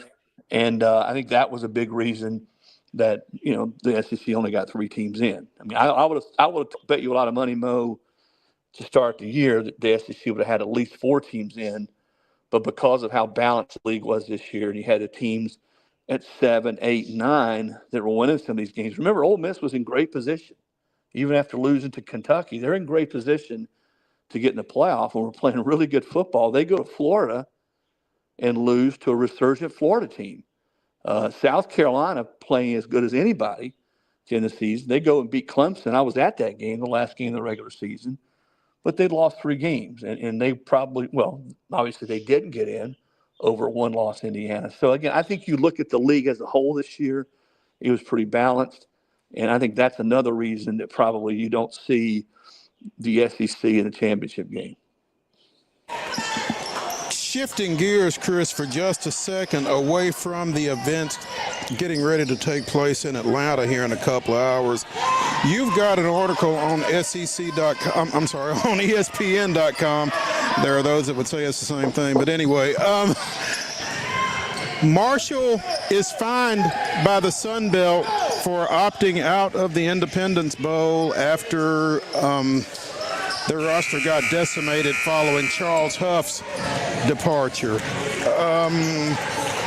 What are your thoughts as far as that development goes?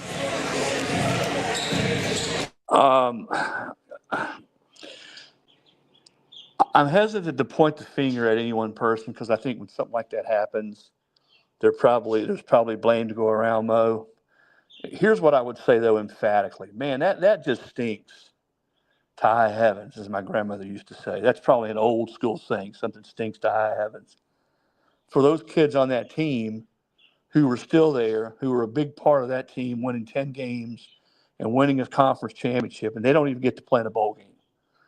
That is never, ever supposed to happen. I don't care if you want to blame Charles Huff, if you want to blame the AD for not getting a deal done, the conference, the system that so many players would be allowed to transfer coming out of what was a great year. And you heard the AD statement that, hey, so we like some of the language that's taking place right now to change some of these rules so this never happens ever again. But I don't care what side of player empowerment you are not on. I don't blame I think it's a lazy take to just blame players for leaving, but it's not a lazy take to look at that whole situation and step back and say, man, that's not the way it's supposed to be. You know, you've got 30-some players that leave in the portal. You got your coach who leaves the day after the championship game. You had this great year, and there's no reward whatsoever for those players that stayed. That's in all this, and we can debate all day about, you know, who's most to blame. That's the thing to me that needs to be talked about the most, that whatever happens, we need to figure out a way that does not happen to another team again. That's a heck of a take, Chris, and I will say to you that I never thought about it that way.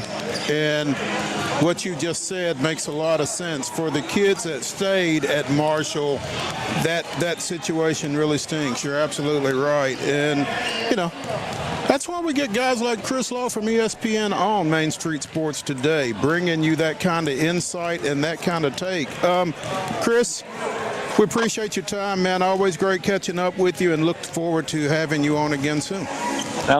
Same here, guys. It's always good to catch up. You guys have a great day. And Mo, get out there and play some defense, man. Maybe they need somebody to come out and be a stopper in the last 3 or 4 minutes of the game. Hard pass, but I appreciate it. Hey, Chris. You, man. All right, cool guys. Thank you, Chris. Hey, when we come back here on Main Street Sports Today, presented by the Tennessee Orthopedic Alliance of Columbia, it'll be the final segment of the show. It is the grab bag. Let's see what we can reach in and pull out. Stay tuned.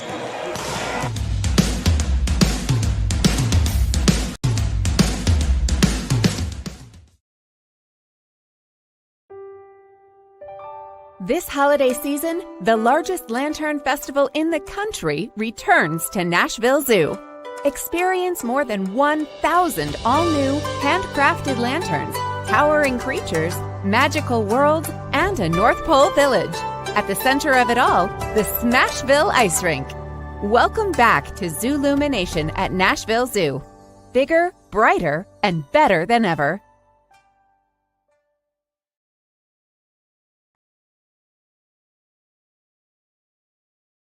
Segment of Main Street Sports Today, presented by the Tennessee Orthopedic Alliance of Columbia.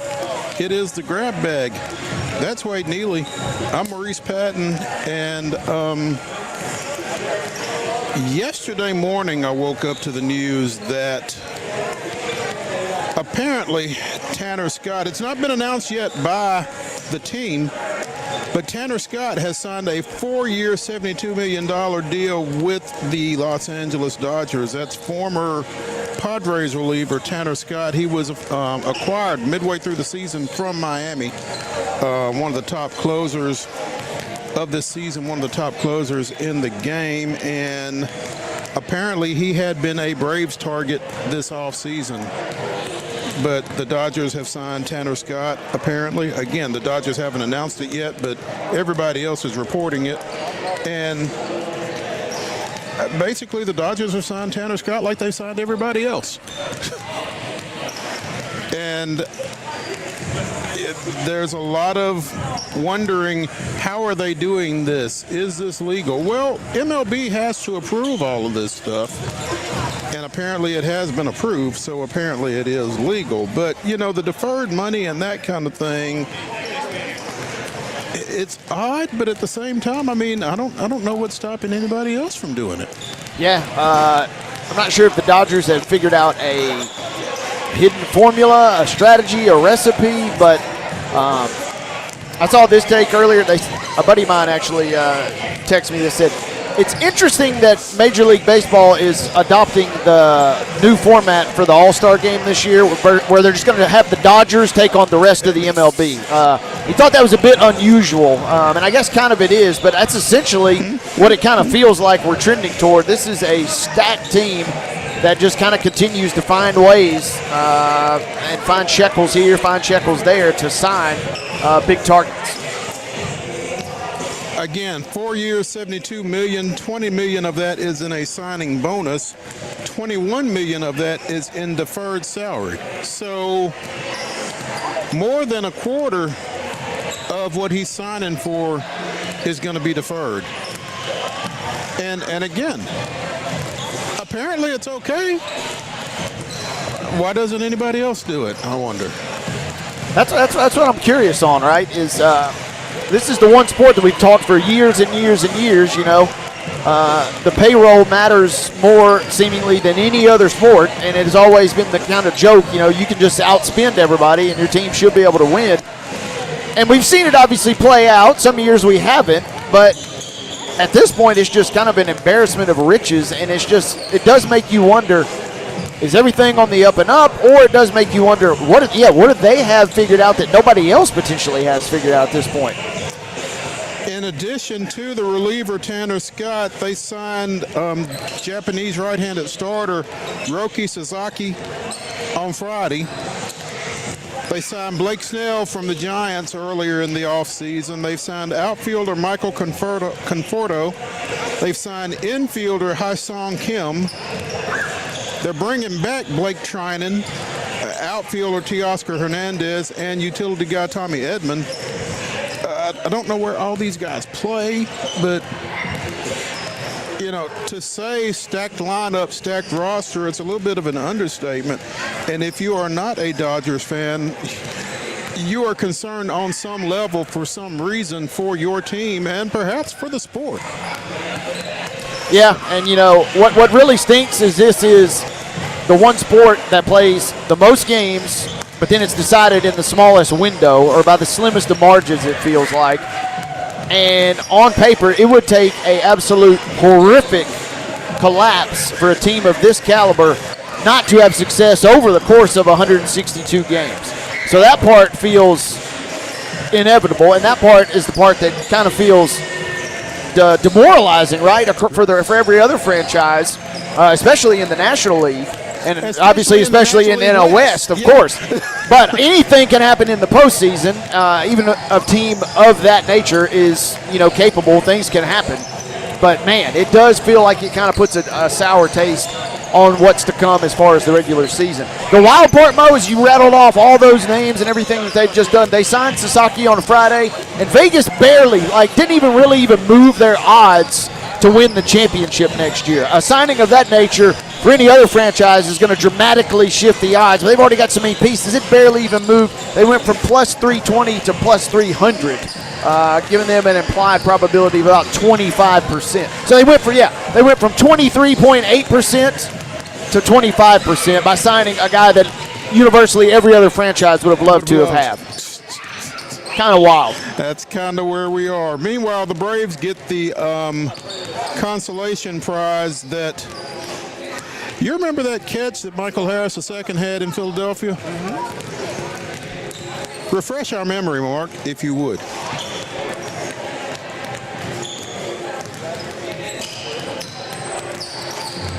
Okay, or don't. Anyway, Michael Harris is waist high on the right center field wall up at Citizens Bank Park, pulling back a home run. I don't remember who it was that hit it, but it doesn't matter because the catch was everything anyway. But the MLB Network named that catch the #1 defensive play of 2024. So again, consolation prize. Here's a little bone for you, Atlanta. Yeah, I mean, it's good and it deserved to be. I'm trying to think of some others. Do you remember any other finalists off the top of our head? I mean, not off the top of my head. That one, all right, that kind of, I guess, goes to my point that, that felt like that was decided the moment it happened. That thing was a thing of beauty. Yeah, absolutely. So he really went and got that one. But and MLB Network also throwing the Braves a little bit of a bone after leaving Ozzie Albies off of their list of the top 10 second basemen in Major League Baseball right now. You're going to tell me there are 10 better guys at second base in the majors than Ozzie Albies? I don't know, but I'm not going to argue with you because we got other things to be worried about in Atlanta, like the 8 million guys that the Dodgers have signed for $80 million in deferred salary. So, speaking of money, though.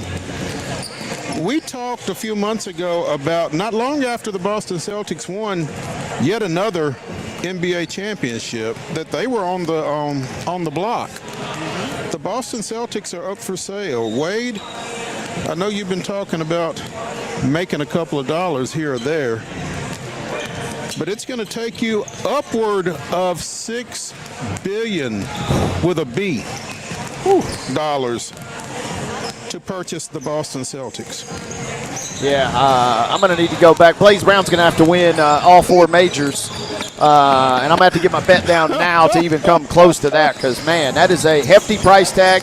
But, I mean, that is one of the most storied franchises really in sports, regardless of league, but certainly in the NBA. And we've seen some sales across various leagues in the last couple of years. Those numbers just kind of continue to just blow you away even more and more. But I don't know, man. Depending on, it's not my money, so I can say this. It feels like $6 billion might be a steal, right? Depending on how everything is shaped up for those potential buyers. It does feel like it's potentially a steal, but also when you realize that the Boston Basketball Partners purchased this team in 2002 for the paltry sum of $360 million. Yeah, talk about return on investment. Woo!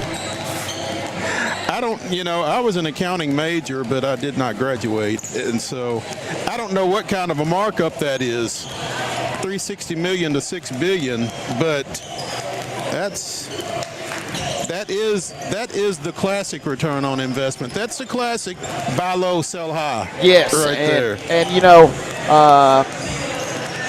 yes, the Celtics could win it all again. I mean, I don't know if they win it all again this year. I don't know that number climbs that much higher. It feels like, again, it's not my money, so I can speak freely. But, it feels like the time to get out is get while the getting's good. You can watch the Celtics games from your yacht the rest of, of your days. You can buy season tickets. I think you could probably even buy a box for $6 billion. You could probably come up with a box or two for $6 billion, I would think. Unreal. It's crazy. Novak Djokovic on the outs with the local television station in Australia, apparently, over some things that were said about him and his fan base earlier in this week's tournament, or in the ongoing tournament over there. Did not do the post-match interview following his win last night. Apparently, Joker is pissed.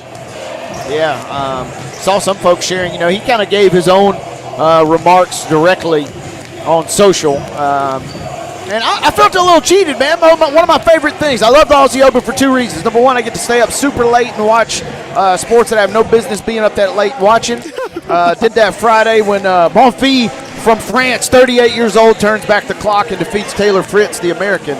But the other cool thing, and I love this at Wimbledon too, you get the accents from the local reporters. They're on the court, they're asking the questions, and it's just so much fun kind of hearing that, and they always do it with such grace and dignity. I'm a little miffed that Joker didn't participate, if I may speak freely there.